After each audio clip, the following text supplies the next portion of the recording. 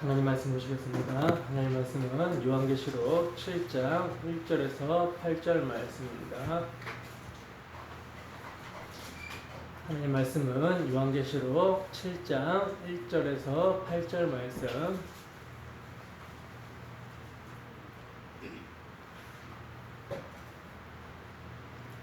다 찾으셨으면 우리 함께 한 목소리로 합독합니다. 시작. 2일 후에 내가 내 천사가 땅 내 모퉁이에 선 것을 보니 땅의 사방의 바람을 붙잡아 바람으로 하여금 땅에나 바다에나 각종 나무에 불지 못하게 하더라. 또 봄에 다른 천사가 살아계신 하나님의 인을 가지고 해 돋는 데서부터 올라와서 땅과 바다를 해롭게 할 권세를 받은 네 천사를 향하여 큰 소리로 외쳐 이르되 우리가 우리 하나님의 종들의 이마에 인치기까지 땅이나 바다나 나무들을 해하지 말라 하더라. 아멘. 잠시 기도하겠습니다. 하나님 아버지, 이 시간 주님의 말씀을 듣고자 합니다.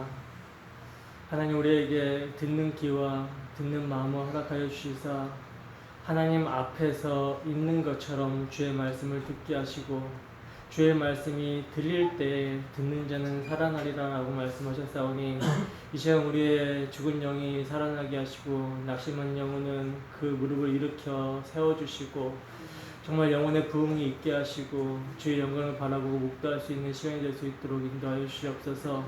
하나님 아버지, 부족한 사람이 강단에서 주의 말씀을 선포하고자 합니다. 저의 마음을 또한 저의 생각을 저의 입술을 주관해 주셔서 저의 생각이 아닌 온전히 주님께서 원하시고 뜻하시는 복음만을 선포하게 하시고 복음이 선포될 때 전하는 자나 듣는 자나 서로 간에 한 성령 안에서 교통하시는 가운데 복음이 복음될 수 있도록 인도하여 주시고 또한 우리에게 복음의 삶이 있을 수 있도록 경건의 능력이 있을 수 있도록 함께하여 주시옵소서. 시종을 의탁합니다. 거룩하신 예수님 이름으로 기도드립니다. 아멘. 인침을 받은 자들의 수가 차기까지, 인침을 받은 자들의 수가 차기까지라는 제목으로 하나님의 말씀 증거를 하겠습니다. 우리는 계속해서 하나님으로부터 7인으로 봉인되어 있는 책을 취하신 일찍 죽임을 당한 어린 양이 당신이 취하신 책의 인을 하나하나 이렇게 떼고 있는 모습을 살펴보고 있어요. 그래서 우리는 지난 시간까지 예수님께서 6째 인을 떼셨을 때 그 내용까지를 자세히 살펴봤었습니다. 기억나십니까? 6째 인을 떼셨을 때, 예수님께서 6째 인을 떼셨을 때 요한 사도가 성령 안에서 보게 된 내용이 무엇이었죠? 무엇이었습니까? 사도는 6째 인이 이렇게 떼어졌을 때 큰 지진이 일어나는 것을 보고 또 해가 검은 털로 짠 상복같이 검어지는 모습과 달이 핏빛처럼 변하게 되는 모습, 또 하늘의 별들이 무화과 나무가 대풍에 흔들려서 설익은 열매가 떨어지는 것 같이 땅에 떨어지는 모습을 보고 있죠. 그리고 하늘은 두루마리가 말리는 것 같이 떠나가는 모습을 보며 각 산과 섬이 제자리에서 옮겨지는 이런 심판의 모습들을 사도는 봤었다는 거예요. 근데 여러분, 이 말씀은 문자적인 의미 그대로가 아니라 상징적 의미를 담은 문자적 표현이라고 말씀을 드렸죠. 그러니까 죄로 말미암아 저주를 받게 된 첫 창조에 속한 모든 것들이 싹 다 무너지게 된다라는 심판의 종말을 담고 있는 말씀이라는 거예요. 그러므로 어린 양이 6째 인을 떼심으로 무엇이 확증이 되는 것입니까? 뭐가 확정이 되는 거죠? 구약 성경이 증거하고 있었던 심판의 모형들이 죄에 대한 하나님의 진노가 쏟아부어지는 마지막 종말의 심판의 예시라는 것이, 그 사실이 확증이 된다라는 거죠. 근데 여러분, 구약 성경이 죄로 말미암는 하나님의 진노를 노아 홍수 사건이나 뭐 소돔과 고모라의 어떤 그 유황불로 멸망하는 장면이나 이런 것들로 보여주고 있고, 또 범죄한 이스라엘이 심판받아서 멸망하는 모습과 또 이스라엘을 징계하는 도구로 사용한 열방의 나라들이 이제 심판을 통해서 멸망하는 모습을 통해서 보여주고 있지만, 여러분, 이것은 마지막 종말의 모형이지 실체가 아니었죠. 그러면 이 모형들을 통해 계시하시고자 했던 마지막 종말의 실체는 무엇이었습니까? 실제는 무엇이었죠? 바로 예수 그리스도의 십자가 사건이 실제였다는 거예요. 그러니까 구약 성경은 전쟁과 기근과 질병, 자연재해, 사망의 증상들과 천재지변 등 실물 예시를 모형으로 뭘 계시하고 있었던 겁니까? 우리 주 예수 그리스도의 십자가에서 단번에 쏟아지게 될 죄로 말미암는 하나님의 진노를 계시하고 있었던 거라는 거예요. 그래서 여섯 번째 인을 떼실 때 구약 성경이 증거하고 있었던 종말에 관한 모형들이 우리 주 예수 그리스도의 십자가 사건을 계시하고 있었다라는 사실이 확증이 되고 있는 거라는 거죠. 여러분, 죄에 대한 하나님의 모든 진노가 예수님의 십자가에서, 예수님의 십자가 도상에서 완벽하게 완전히 다 쏟아졌습니다. 믿으십니까? 전 역사를 통틀어 모든 죄에 대한 진노를 쏟아 부어 심판한 자리가 예수 그리스도의 십자가 도상의 현장이었다라는 거예요. 그렇다면 여러분, 예수님께서 인을 떼심으로 구약 성경을 통해 십자가에서 일어난 사건이 우주적 종말이었다라는 사실이 확증이 되었다면 오늘날 우리에게 무엇이 현실이어야 되겠습니까? 뭐가 현실이어야 되죠? 하나님의 말씀이 어제나 오늘이나 영원토록 동일하다면 오늘 우리에게 있어서 현실은 십자가에서 종말이 임했다라는 거예요. 그러므로 이 시간 우리에게 가장 시급한 것은 십자가 앞에서 뭐 해야 되는 것입니까? 회개해야 된다라는 것이죠. 우리의 매일매일의 삶에서도 우리 주 예수 그리스도의 십자가에서 세상은 끝이 났다라는 것을 현실로 인지하며 살아가야 되는 것입니다, 여러분. 여러분, 가난, 전쟁, 기근, 질병, 자연재해, 육체의 죽음까지도 사망의 증상들이 지금 인의 재앙이 지금 인이 떨어지면서 재앙들이 나타나고 있지만 이것들은 진짜 재앙이 아니라는 거예요. 이것들은 진짜 재앙이 아닙니다. 여러분들의 삶에 일어나는 그 어려움들, 환난들, 고난들, 이것들은 여러분 진짜 재앙이 아니라는 거예요. 그럼 뭐가 진짜 재앙인가? 하나님의 아들이 죽임을 당한 세상에서 그 하나님의 진노의 십자가 앞에서 자신의 죄를 보지 못하고 회개하지 않는 것, 이것이야말로 끔찍한 재앙이라는 거죠. 여러분, 보좌에 앉으신 이와 어린 양의 진노가 얼마나 끔찍하고 얼마나 무서운 것이었으면 사나 바위야 나를 가려다오, 그 어린 양의 진노로부터 피할 수 있게끔 나를 가려다오, 이렇게 말씀하고 있겠습니까? 여러분, 이 시간도 정말 바라기는 말씀이 우리에게 현실이 되기를 소원합니다. 주 성령께서 정말 말씀을 깨닫게 하시고 그 말씀을 마음에 새기게 하셔서 우리 주 예수 그리스도의 십자가로 말미암아 세상이 이미 끝났다라는 그 종말의 현실 앞에서 사라지고 없어질 그런 것들의 마음을 뺏기는 삶이 아니라 심판이라는 현실 앞에서 우리의 유일한 소망 되시는 그리스도께 모든 가치를 두고 그를 위해 살아가는 우리 디아스포라 교회 성도님들이 되기를 주님으로 축원합니다. 본문 1절 보겠습니다. 함께 읽습니다. 시작. 2일 후에 내가 내 천사가 땅 내 모퉁이에 선 것을 보니 땅의 사방의 바람을 붙잡아 바람으로 하여금 땅에나 바다에나 각종 나무에 불지 못하게 하더라. 아멘. 여러분, 6장 마지막이 어떻게 끝났죠? 6장 마지막이 어떻게 끝났습니까? 그들의 진노의 큰 날이 이르렀으니 누가 능히 서리오라는 수사학적 질문으로 끝이 났죠. 여러분, 이게 여섯 번째 인의 마지막 내용인데요. 이제 진노의 큰 날이 이르렀다는 거예요. 그리고 이 진노 앞에 누가 설 수 있겠냐라는 질문으로 여섯 번째 인의 내용이 마무리가 되었다라는 거죠.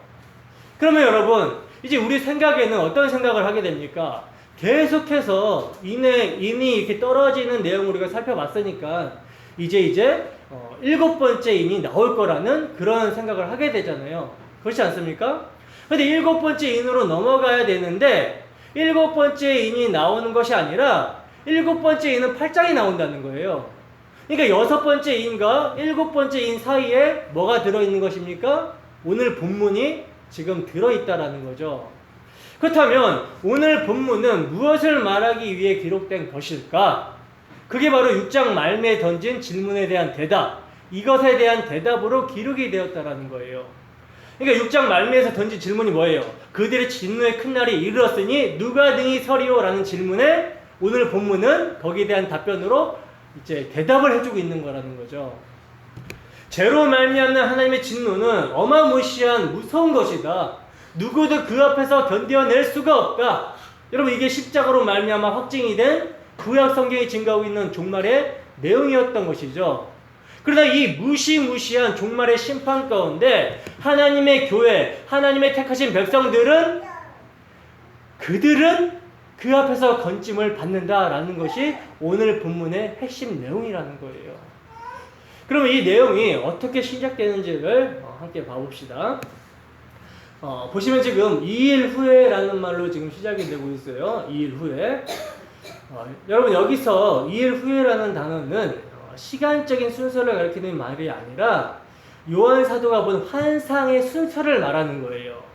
제가 왜 별로 중요할 것 같지 않은 단어를 굳이 설명을 해드리고 있냐면 일부 세대주의자들이요, 이 단어를 가지고 오늘 본문은 어떻게 해석하냐면 6번째 인의 재앙 다음에 하나님께서 잠시 쉬는 시간을 주시고 그 사이에 이스라엘 사람들에게 인을 친다라고 주장을 하고 있기 때문에 제가 이 부분을 언급하고 있는 거예요. 여러분, 요한계시록은요, 시간적인 순서로 나열이 된 책이 아니라는 사실을 우리는 꼭 기억하고 있어야 됩니다. 꼭 기억하고 있어야 된다는 거예요. 여러분, 요한계시록은요, 그 자체가 예수 그리스도와 그분의 복음을 설명하고 있는 책입니다. 그리고 복음은 모든 시대, 모든 교회에게 동일하게 적용이 되어야 된다고 말씀을 드렸죠. 복음은 신구약 성도들에게 모두 공이 적용이 되어야 되는 하나님의 말씀이라는 거예요. 근데 종말론적 관점으로 십자가 복음을 설명하고 있는 계시록을 세대주의자들은 단순히 역사적인 사건을 이렇게 막 대입을 해가지고 맞나 안 맞나 풀어보는 어떤 수수께끼 책으로 읽고 있다라는 거죠. 그러면서 사람들에게 공포를 주장하고 있다는 거예요. 공포를. 이게 뭡니까? 성경을 구속사 중심으로 보지 못하는 사람들의 오류라는 겁니다. 어쨌든 차치하고 2일 후에라는 말은요, 시간적인 순서가 아니라 어떻게 봐야 된다고요? 어떻게 봐야 됩니까? 사도가 6번째 인의 환상을 본 후에 다른 환상을 보고 있다는 뜻이에요. 자, 이렇게 이제 사도는 6번째 인과 7번째 인 사이에 다른 환상을 보고 있는데 사도는 여기서 네 천사가 등장하고 있는 모습을 보고 있고 또 그 천사들이 땅의 네 모퉁이에서 사방의 바람을 붙잡고 있는 것을 보고 있거든요. 우선 사도가 보고 있는 네 천사가 붙들고 있는 네 바람이 무엇인지부터 살펴보겠습니다. 스가랴서 6장 1절에서 5절 말씀입니다. 스가랴서 6장 1절에서 5절 말씀 함께 읽어보겠습니다. 시작. 내가 또 눈을 들어 본즉 내 병거가 두 산 사이에서 나오는데 그 산은 구리산이더라. 첫째 병거는 붉은 말들이, 둘째 병거는 검은 말들이, 셋째 병거는 흰 말들이, 넷째 병거는 얼음지고 건장한 말들이 메었는지라. 내가 내게 말하는 천사에게 물어 이르되 내 주여 이것들이 무엇이니까 하니 천사가 대답하여 이르되 이는 하늘의 내 바람인데 온 세상에 주 앞에 서 있다가 나가는 것이라 하더라. 아멘. 자, 보시면 지금 천사가 스가랴 선지자에게 두 산 사이 골짜기에서 나오는 네 말탄자들이 하늘의 내 바람이다 라고 지금 말씀을 해주고 있어요. 근데 여러분, 이 말들은 우리가 6장에서 공부한 네 말탄자들, 그러니까 첫 번째 인부터 네 번째 인까지 떨어질 때, 그 떨어질 때마다 등장을 해가지고 재앙을 몰고 왔던 그 자들의 내용과 같은 내용인 거죠. 이 땅에 대한 하나님의 심판을 전하는 메신저들이라는 거예요. 근데 오늘 본문을 보시면 땅 네 모퉁이에 네 천사가 서 있다라고 그러죠. 여러분, 여기서 네 모퉁이는요, 동서남북을 의미합니다. 다시 말해서 네 천사가 각기 동서남북에 자리를 하고 있다라는 거예요. 근데 여러분, 이 네 천사가 뭘 붙잡고 있습니까? 뭘 붙잡고 있죠? 이 땅에 죄로 말미암는 심판의 재앙을 선포하고 재앙을 몰고 오는 네 바람, 네 말탄자들을 붙들고 있죠. 근데 여러분, 왜 천사들이 재앙을 몰고 오는 심판의 바람을 붙들고 있을까요? 왜? 대답이 본문 2절에서 3절에서 나와요. 본문 2절에서 3절 말씀입니다. 함께 했습니다. 시작. 또 봄에 다른 천사가 살아계신 하나님의 인을 가지고 해돋는 데로부터 올라와서 땅과 바다를 해롭게 할 권세를 받은 네 천사를 향하여 큰 소리로 외쳐 이르되 우리가 우리 하나님의 종들의 이마에 인치기까지 땅이나 바다나 나무들을 해하지 말라 하더라. 아멘. 여러분, 왜 천사들이 재앙을 몰고 오는 심판의 발음을 붙들고 있다고 그럽니까? 왜 붙들고 있는 거죠? 하나님의 종들의 이마에 인을 치기 위해서 그 재앙을 선포하는 내 바람, 내 말탄자들을 천사들이 붙들고 있다라고 그래요. 근데 여러분, 이들의 이마에 인치기까지 해하지 말라고 하신 분이 어떤 사람이라고 말씀하고 있습니까? 어떤 자라고 말씀하고 있죠? 본문 2절에 보시면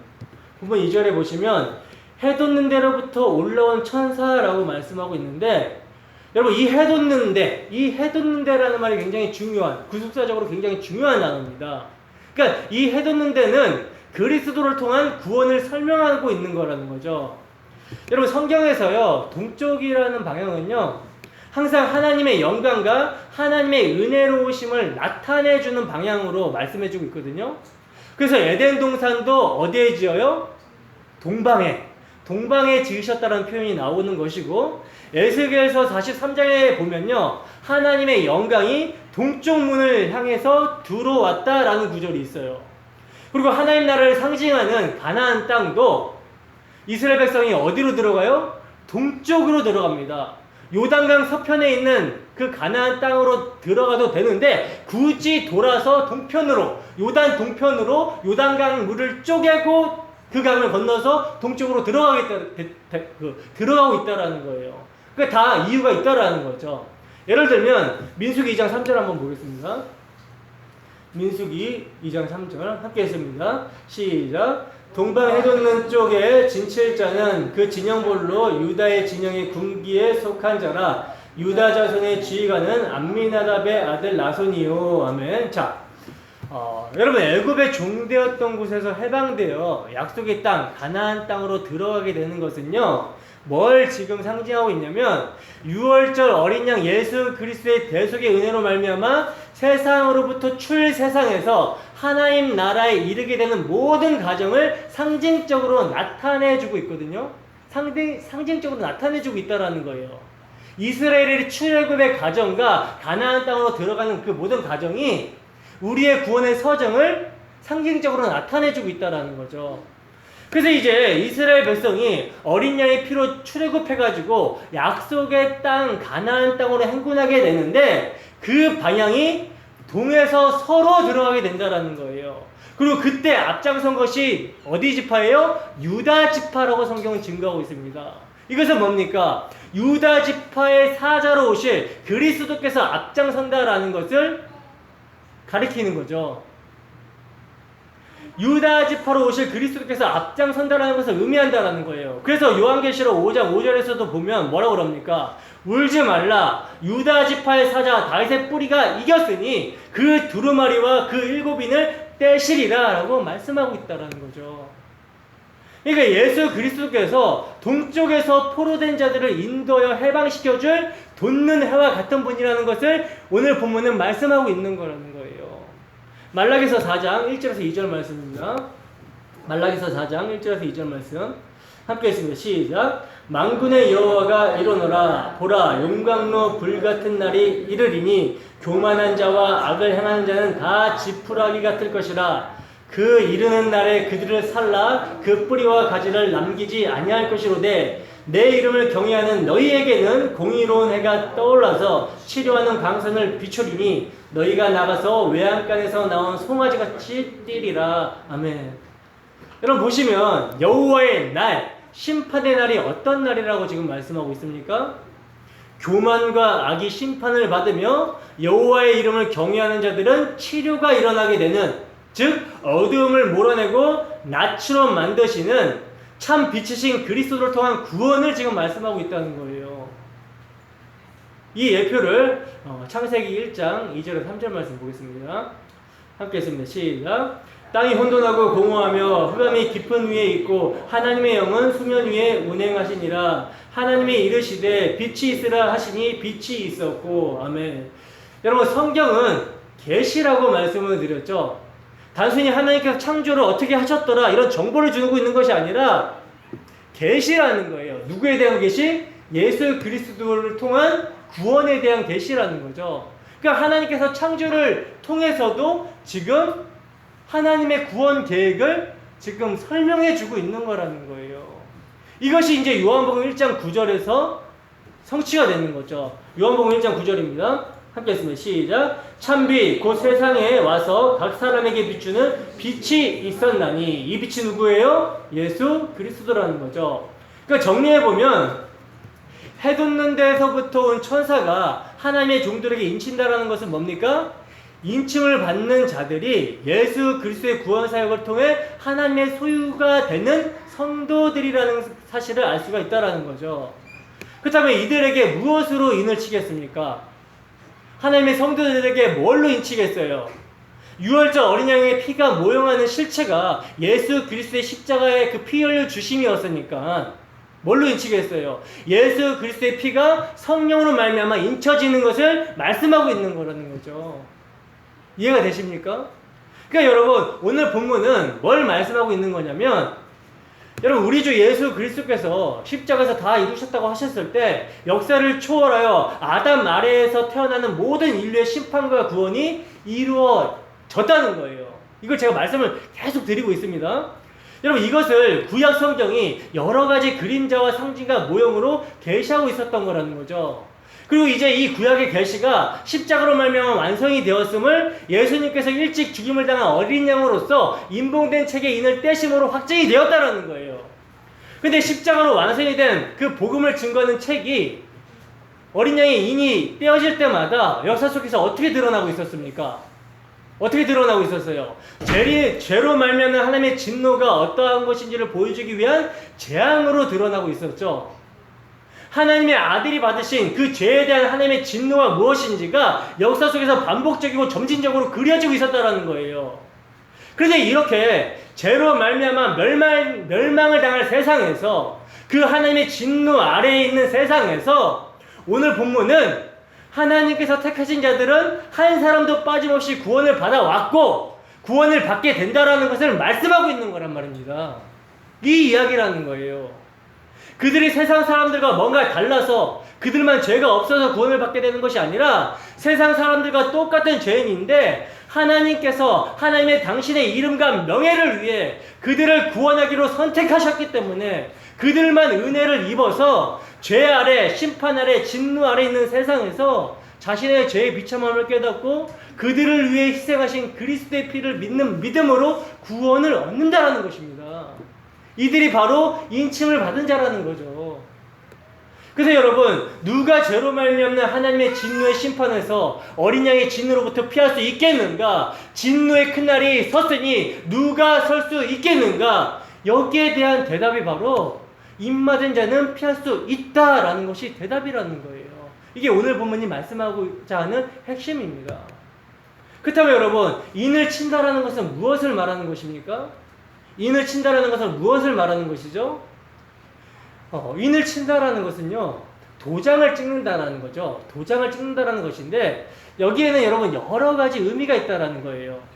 우선은 도장을 찍는다. 이거는 뭡니까? 소유권을 나타내기 위해서 인을 치는 거죠. 내 거라는 구별인 거예요. 그리고 또 어떨 때 인을 치죠? 자신의 것을 보호하기 위해서 인을 칩니다. 그래서 정말 중요한 편지나 문서는 어떻게 합니까? 그 내용을 미리 뜯어서 보지 못하게 하기 위해서 도장으로 봉하죠. 계시록의 그 두루마리, 인봉된 두루마리가 그 의미라는 거예요. 그리고 마지막으로 뭡니까? 보증을 하기 위해서 도장을 찍습니다. 사실을 증명하는 용도로 도장을 찍는다는 거죠. 그렇기 때문에 따라서 하나님께서 종들의 이마에 인치신다라는 것은 뭡니까? 이들은 하나님의 소유이며 하나님의 보호 아래 있다라는 것이며 하나님이 보증하신다라는 거예요. 이것들은 내 것이기 때문에 내가 보호한다라는 주인의 보호 의지를 나타내는 것이 인을 치는 것이기 때문에 하나님께서 하나님의 백성들에게 그렇게 인을 치시는 거란 말입니다. 이 사람들은 다 내 것이다. 누구도 건드리지 못한다라는 거예요. 그래서 인을 치는 일이 오늘 본문에서는 이제 말씀하고 있는 거라는 거죠. 근데 여러분, 인을 맞은 자만 하나님의 진노로부터 피할 수 있다라고 하니까 이 대목에서 수많은 이단들이 나타납니다. 수많은 이단들이 나타났다는 거예요. 대표적인 이단이 어떤 이단이에요? 신천지죠. 우리 단체에 들어와야만 인을 맞을 수 있다라고 하면서 미혹을 한다는 거예요. 그래서 신천지의 추수꾼들은 그 14만 4천, 성경에서 말하는 그 14만 4천을 문자 그대로 보고 그 14만 4천을 채우기 위해서 열심히 추수를 하고 있는 거예요. 근데 제가 듣기로는 이제 14만 4천은 다 찼다라고 들었는데 이제 14만 4천이 넘어갔는데도 또 말을 바꿔가지고 지금 추수를 해야 된다라고 하고 있어요. 그러니까 14만 4천 뒤에 막 수많은 무리들을 나오고 있잖아요. 그러니까 14만 4천은 그들을 다스리는 존재고 이제 수많은 무리들을 이렇게 추수해야 된다라고 우리가 다스려야 된다라고 하면서 추수를 하고 있는데 그러나 여러분, 이러한 미혹에 대한 구별은요 사실 굉장히 간단해요. 굉장히 간단한데 이걸 모르니까 넘어가는 거죠. 어떻게 구별할 수 있냐? 여러분, 인을 치는 것은 나 인 쳐달라고 해서 인을 치는 게 아니에요. 그죠? 인을 치는 자의 마음이란 말입니다. 인을 치는 것은 인을 치는 자의 마음이지 내가 인을 맞고 싶어서 인을 맞는 것이 아니라는 거죠. 그렇지 않습니까? 상식적으로 조금만 생각을 해봐도 그럴 텐데 거기에 빠진 사람 진짜 이해가 안 돼요. 자, 에스겔 9장 4절에서 6절 말씀입니다.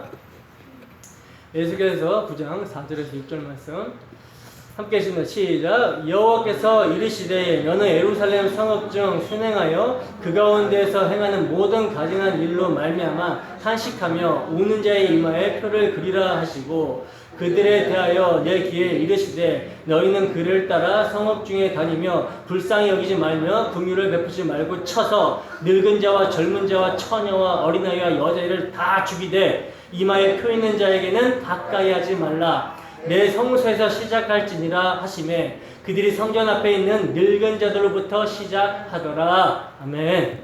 자, 여러분, 여기서 이마에 표 있는 자들의 특징이 나오고 있죠. 이들이 어떤 사람들입니까? 예루살렘에서 행하는 모든 가증한 일, 우상 숭배로 말미암아 탄식하며 우는 자들이라는 거예요. 이것이 특징입니다. 근데 여러분, 안타깝게도 스스로 이 우상 숭배에서 돌이켜 입맞을 자들이 있습니까? 없습니까? 없다라는 것이 에스겔서의 증거라는 거예요. 그래서 하나님의 영광이 떠나가 버렸고 예루살렘 성은 무너졌으며 성전도 파괴되어 버렸습니다. 에레미야서 5장 1절입니다. 에레미야서 5장 1절 함께 있습니다. 시작. 너희는 예루살렘 거리로 빨리 다니며 그 넓은 거리에 찾아보고 말라. 너희가 만일 정의를 행하며 진리를 구하는 자를 한 사람이라도 찾으면 내가 이 성읍을 용서하리라. 아멘. 자, 아까 읽은 에스겔서 9장과 같은 맥락인데요. 예루살렘 성읍 안에서 일어나는 가증한 일을 인하여 애통한 자가 없는 것처럼 예루살렘 성 안에서 공의를 행하며 진리를 구하는 자가 있습니까? 없습니까? 있어요? 없어요? 한 사람도 없었기 때문에 예루살렘 성은 멸망한 거라는 거예요. 그러므로 하나님께서 인간의 행위대로 심판을 하시면 하나님의 심판을 견딜 수 있는 자가 한 명도 없다라는 사실을 보여주고 있는 거라는 거죠. 그래서 에스겔서나 에레미야서나 뭘 말합니까? 새 언약을 소망으로 말씀하고 있다는 거예요. 여러분, 이 세상에서 일어나는 온갖 가증한 일이 무엇입니까? 뭐죠? 가증한 일이란 하나님을 반역하는 행위인데 우상 숭배를 말하는 겁니다. 그 우상 숭배는 탐심이죠. 하나님이 빠진 그 인간의 빈자리, 그 탐심을 말하는 거예요. 여러분, 정말 우리가 세상에 진리와 공의가 없음을 인해서 울고 있습니까? 울고 있나요? 아니, 세상을 향해 울기 이전에 내 안에 일어나는 탐심으로 말미암아 울고 있습니까? 먹을 것과 입을 것이 있으면 족한 줄 알라고 하신 하나님의 말씀에 아멘이 나오십니까? 그리고 공의를 행하며 진리를 구하며 살고 있습니까?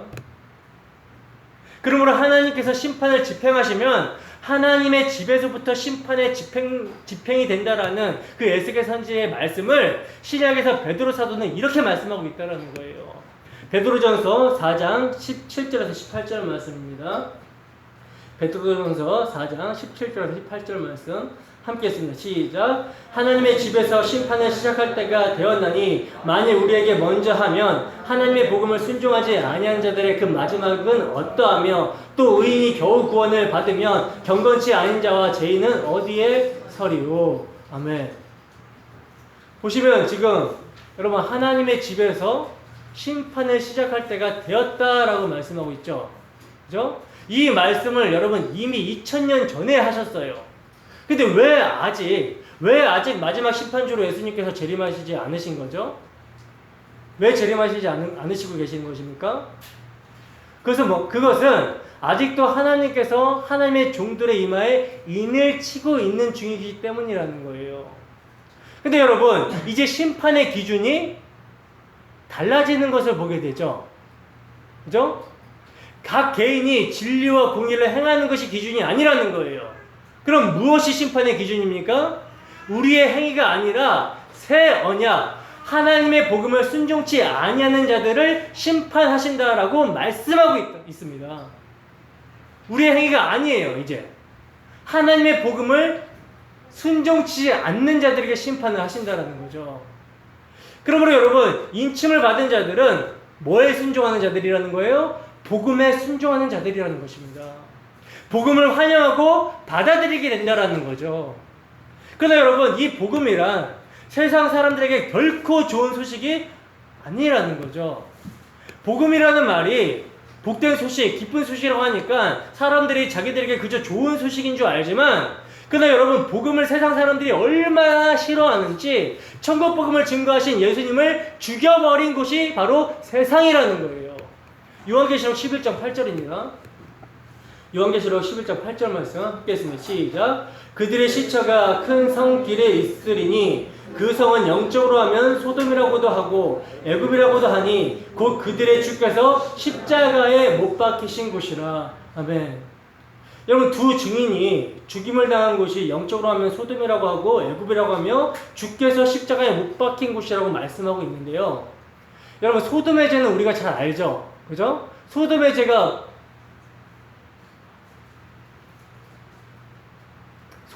무엇인지는 우리가 너무나 잘 안다는 거예요. 창세기에 나와 있잖아요. 그러니까 망할 세상의 대명사가 소돔과 고모라 성입니다. 그리고 애굽도 영적으로 세상을 대표한다는 것을 우리는 알죠. 그죠? 근데 여러분, 예수님께서 십자가에 못 박히신 곳이 어디입니까? 예수님께서 십자가에 못 박히신 곳이 어디예요? 예루살렘.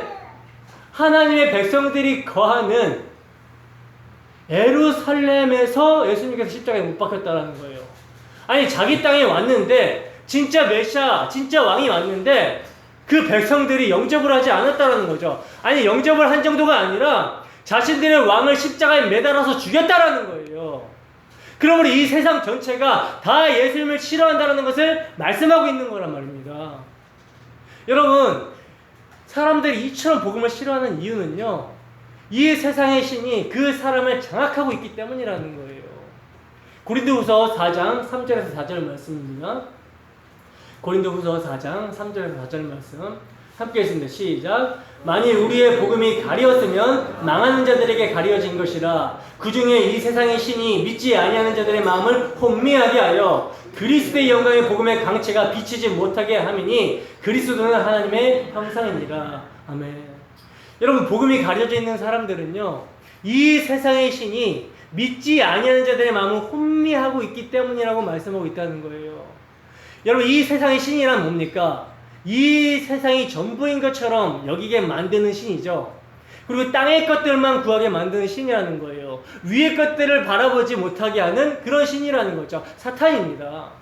그래, 이 땅이 멸망할 때 자신들과 함께 영원한 멸망으로 들어가게끔 사람들의 마음을 미혹하고 있다라는 거죠. 사탄이. 할 수 있거든.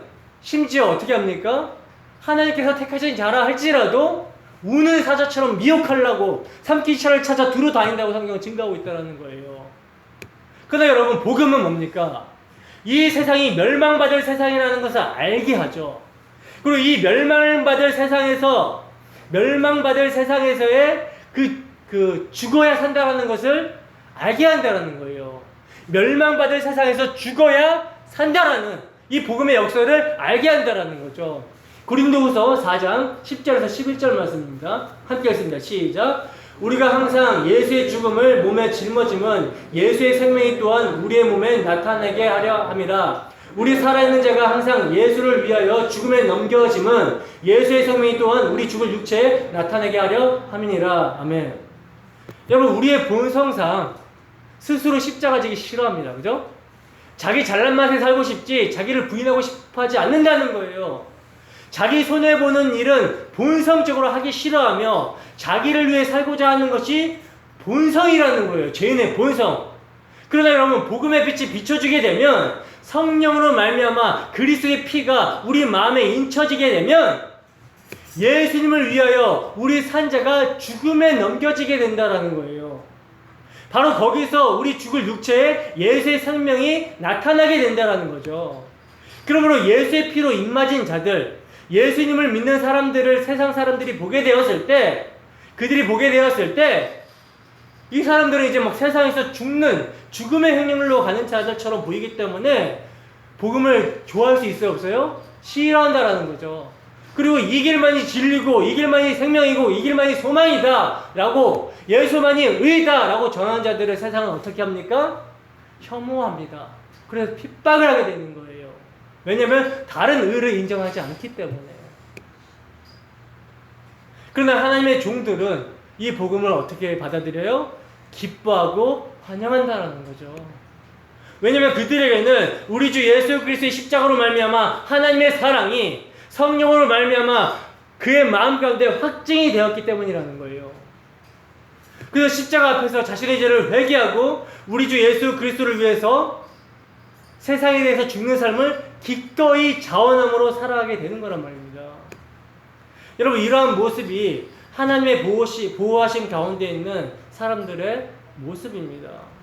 하나님께서 이들을 보호하시기 때문에 담대히 하나님의 아들의 그 복음을 믿는 믿음을 위해서 산자로 살아갈 수가 있는 거라는 거죠. 계시록 9장 4절입니다. 계시록 9장 4절 함께 했습니다. 시작. 저희에게 이르시되 땅의 풀이나 푸른 것이나 각종 수목은 해하지 말고 오직 이마에 하나님의 입맞지 아니한 사람들만 해하라 하시더라. 아멘. 보시면 뭐라고 말씀하고 있습니까? 하나님의 입맞은 자들은 모든 재앙으로부터 보호를 받게 된다 그러죠. 근데 여러분, 여기서 재앙으로부터 보호를 받는다는 것은요, 그 재앙들과 전혀 관계없는 진공 상태로 보호를 하신다는 것이 아니라 그 재앙이 가리키고 있는 우리 주 예수 그리스도의 십자가, 이것을 끝까지 붙잡게 하시겠다라는 거예요. 예수 안에 있게 하시겠다라는 겁니다. 이것이 재앙으로 보호한다는 말의 의미인 거죠. 내버려 두시지 않겠다라는 거예요. 세상에 그냥 내버려 두시지 않겠다라는 거죠. 사람 막대기와 인생 채찍을 통해서 가르치시고 세상의 모든 사건들을 통해서 우리 주 예수 그리스도의 십자가로 피하게끔 만드시겠다라는 내용이 보호하시겠다는 내용입니다. 재앙의 궁극적 결과 예수 밖인 사망으로 가지 않게 하시겠다라는 하나님의 의지라는 거죠. 여러분, 예수 그리스도의 십자가로 말미암아 우리 하나님의 백성들은 그 인을 받게 되었습니다. 우리도 똑같이 그 재앙으로 심판으로 죽어야 되는데 우리 대신 하나님의 어린 양이 죽으셨다라는 거예요.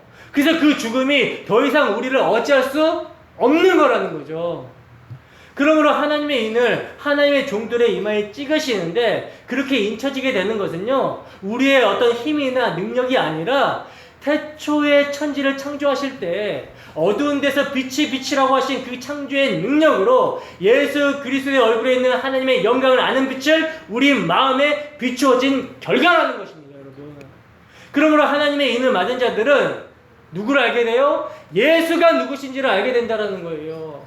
그 예수가 왜 죽으셨는지의 그 이유도 알게 됩니다. 바로 이런 자들이 누구를 사랑하게 됩니까?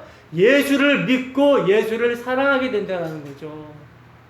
여러분, 예수님께서 어떠한 사랑으로 우리를 사랑하셨는지 진정으로 아십니까? 여러분, 이 예수를 사랑하십니까? 여러분, 성경은요, 누구든지 이 예수를 사랑하지 않는 자는 저주를 받을지어다 라고 말씀하고 있다는 거예요. 중요한 건 우리의 마음입니다. 우리의 마음이 험한 십자가의 마음이 끌리고 있는 거 날마다 점검을 해봐야 된다는 거죠. 여러분, 우리는 입맞은 자들이 되기 위해서, 인을 맞은 자들이 되기 위해서 노력을 하는 것이 아니라 말씀을 통해 우리가 입맞은 자라는 것을 확인하는 자들이라는 거예요. 그래서 말씀을 통해 예수님에 대해서 알아가면 알아갈수록 예수님의 사랑의 그 길이와 높이와 넓이와 깊이가 너무나 엄청나게 다가오기 때문에 거기에서 그 사랑으로 말미암아 그 사랑에 압도돼서 하나님을 경외하게 되는 거란 말입니다. 두렵고 떨림으로 주를 기뻐하고 사랑하게 되는 것입니다. 그러므로 이들은 어떤 상황에서도 구원의 하나님을 찬송하게 된다는 거예요. 에베소서 1장 3절에서 11절 말씀입니다. 함께 읽습니다. 시작. 찬송하리로다. 하나님 곧 우리 주 예수 그리스도의 아버지께서 그리스도 안에서 하늘에 속한 모든 신령한 복을 우리에게 주시되 곧 창세전에 그리스도 안에서 우리를 택하사 우리로 사랑 안에서 그 앞에 거룩하고 흠이 없게 하시려고 그 기쁘신 뜻대로 우리를 예정하사 예수 그리스도로 말미암아 자기의 아들들이 되게 하셨으니 이는 그의 사랑하신 자 안에서 우리에게 거저 주시는 바 그 은혜의 영광을 찬송하게 하려는 것이라. 우리는 그리스도 안에서 그의 은혜의 풍성함을 따라 그의 피로 말미암아 속량 곧 죄사함을 받았느니라. 이는 그가 모든 지혜와 총명을 우리에게 넘치게 하사 그 뜻의 비밀을 우리에게 알리신 것이요 그의 기뻐하심을 따라 그리스도 안에서 때가 찬 경륜을 위하여 예정하신 것이니 하늘에 있는 것이나 땅에 있는 것이 다 그리스도 안에서 통일되게 하려 하심이라. 모든 일을 그의 뜻의 결정대로 일하신 이의 계획을 따라 우리가 예정을 입어 그 안에서 기업이 되었으니 이는 우리가 그리스도 안에서 전부터 바라던 그의 영광의 찬송이 되게 하려 하심이라. 아멘. 여러분, 말씀을 통해 주 성령의 인침을 받은 자들은 하늘의 신령한 복이 무엇인지를 아는 자들이라는 거예요. 바로 이런 자들이 누굽니까? 하나님의 종들입니다. 입맞은 하나님의 종들이라는 거죠. 그러므로 내가 어떤 노력을 해서 인을 맞는 것이 아니라 때가 찬 경륜 가운데 창세전에 택하신 자들에게 인이 처지게 되면 뭐가 일어나는 거예요? 반응이 일어나게 되는 거라는 거예요. 우리 주 예수 그리스도께서 십자가에서 삼위 하나님의 그 창세자 언약을 성취하셨고 그 성취된 언약이 역사 속에서 복음으로 선포가 되어질 때 택하신 자들은 이 복음으로 역사하는 성령의 인치심을 말미암아 반응이 일어나게 된다라는 거죠. 그 반응이 어떤 반응입니까? 그 반응이 뭐죠? 그것은 썩을 것이 아니라 이제 썩지 아니할 것을 알게 됩니다. 보이는 것이 아니라 보이지 아니하는 것이 무엇인지를 알게 된다는 거예요. 자신의 죄를 몰랐었는데 자신의 죄를 알게 되고 자신의 죄를 용서하시기 위해 행하신 놀라운 구속의 은혜, 곧 그의 피로 구속함을 받았다는 사실이 얼마나 큰 은혜인지, 얼마나 엄청난 큰 은혜인지를 알게 되는 것입니다.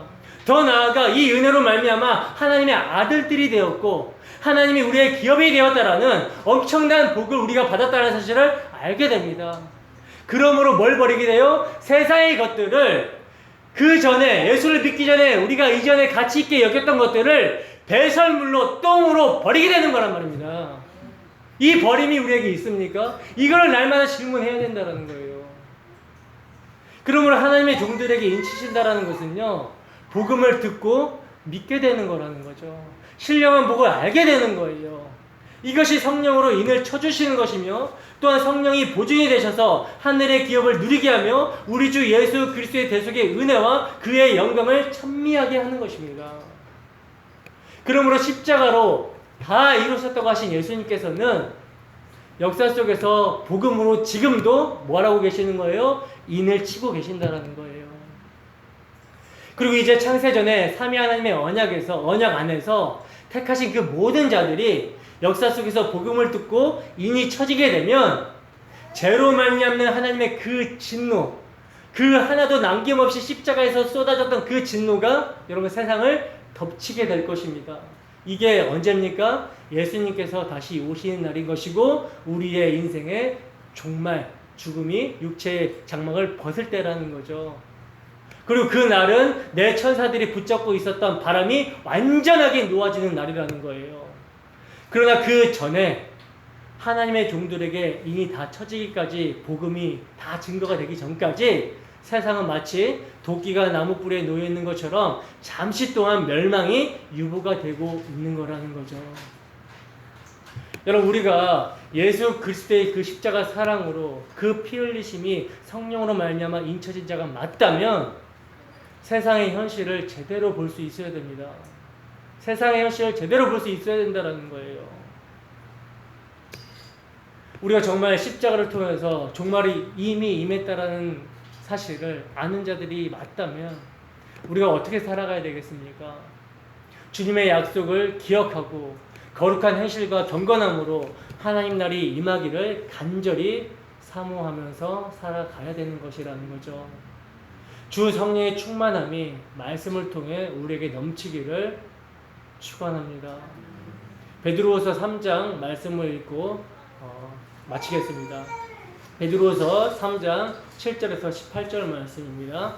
함께 읽습니다. 시작. 이제 하늘과 땅은 그 동일한 말씀으로 불사르기 위하여 보호하신 바 되어 경건하지 아니한 자들의 심판과 멸망의 날까지 보존하여 두신 것이니라. 사랑하는 얘들아, 주께서는 하루가 1000년 같고 1000년이 하루 같다는 이 한 가지를 잊지 말라. 주의 약속은 어떤 이들이 더디다고 생각하는 것 같이 더딘 것이 아니라 오직 주께서는 오래 참으사 아무도 멸망하지 아니하고 다 회개하기에 이르기를 원하시느니라. 그러나 주의 날이 도둑같이 오리니 그날에는 하늘이 큰 소리로 떠나가고 물질이 뜨거운 불에 풀어지고 땅과 구중에 있는 모든 일이 드러나리로다. 이 모든 것이 이렇게 풀어지리니 너희가 어떠한 사람이 되어야 마땅하냐. 거룩한 행실과 경건함으로 하나님의 날이 임하기를 바라보고 간절히 사모하라. 그날에 하늘이 불에 타서 풀어지고 물질이 뜨거운 불에 녹아지려니와 우리는 그의 약속대로 의가 있는 곳이 새하늘과 새 땅을 바라보도다. 그러므로 사랑하는 자들아, 너희가 이것을 바라보나니 주 앞에서 점도 없고 흠도 없이 평강 가운데서 나타나기를 힘쓰라. 또 우리 주의 오래 참으심이 구원이 될 줄로 여기라. 우리가 사랑하는 형제 바울도 그 받은 지혜대로 너희에게 이같이 썼고 또 그 모든 편지에도 이런 일에 관하여 말하였으되 그 중에 알기 어려운 것이 더러 있으니 무식한 자들과 구세지 못한 자들이 다른 성경과 같이 그것도 억지로 풀다가 스스로 멸망에 이르느니라. 그러므로 사랑하는 자들아, 너희가 이것을 미리 알았은즉 무법한 자들의 미혹에 이끌려 너희가 굳센 데서 떨어질까 삼가라. 오직 우리 주 곧 구주 예수 그리스도의 은혜와 그를 아는 지식에서 자라가라. 영광이 이제와 영원한 날까지 그에게 있을지어다. 아멘. 기도하겠습니다.